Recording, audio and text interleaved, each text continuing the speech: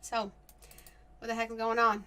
Tile canvas? No, absolutely not. The first and most important issue is the fact that you've got zero light environment. Meaning the colors you've chosen, the lighting on the character, the background, and any other object is not under the same light source, which is actually kind of bad. I mean, very bad. And we're trying to represent a light environment that makes the character believable. You may think, oh, well, it's not the character. Why do I have to paint it? Why do I have to give a shit about it? You have to care about it because the universe in which the character exists is just as important as the character in the painting. So what I'm going to do is decide on a light environment. It's going to be like a midday type of sunlight, using some of that environment color on the lower half of the canvas just to show the fog. She should also be a little bit darker all around. And then we've got the presence of a light that's needed. I'm going to use a white, kind of like daybreak, but a bit more overcast daybreak. And I'm just going to use that on the upper half of everything as if the light has only just broken. And then you can decide on the light environment you want, but I'm going to make it gradually shifting down. Okay, and then I need to respect my shapes, my core shadows. So the far half of everything gets shadow.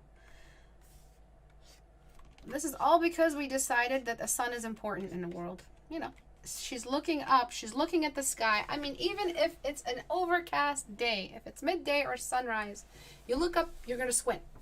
So I don't know why she has like no expression, but we're going to fix that.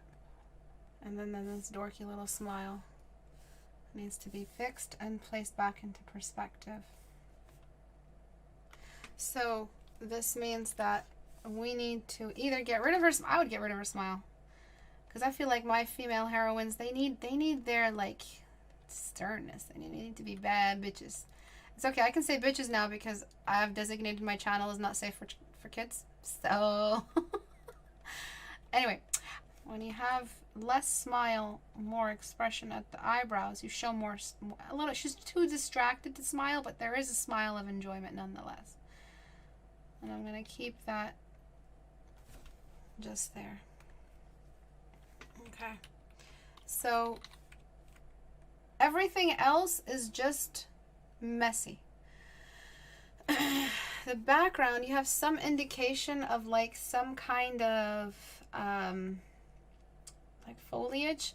I'm just going to blur that because filter, blur, Gaussian blur, because we really don't need all that much indication if the camera's pointing up. What we do need is a sky that represents a little bit more of the sunrise. And so if it's a sunrise, it starts off as blue, slowly moves into the oranges, and then finally we get the yellows. So I'm doing like a bit of a gradient. We don't see enough of the sky to get a proper gradient, but just enough of that light environment is in the air to suggest that it is morning time. If you want to invest the light environment into your world, please get rid of that cartoon lip line. It's overrated. It's crap. It's just my opinion of it. It's just boomer animation. As I said before. I'm sorry. It's just a meme. I'm not trying to offend anyone. But it's just old age animation, and it's outdated. It's outdated. It's like wood paneling in a room, like on the walls. It's outdated. So please stop using it. It's not doing much for your painting. A little radial shade just over here is going to do more to help us believe this mouth is really smiling. Give the nose a little bit more bridge strength because it just seems caved in, and that's just because the perspective would give us more of a strong presence in the nose. And what do? Object facing the light, the top half of that object. The character is more important than their own story. That makes no sense. The story is part of the character. If you want us to believe the character is woke up in the middle of the, early in the morning before the sun even came up, and then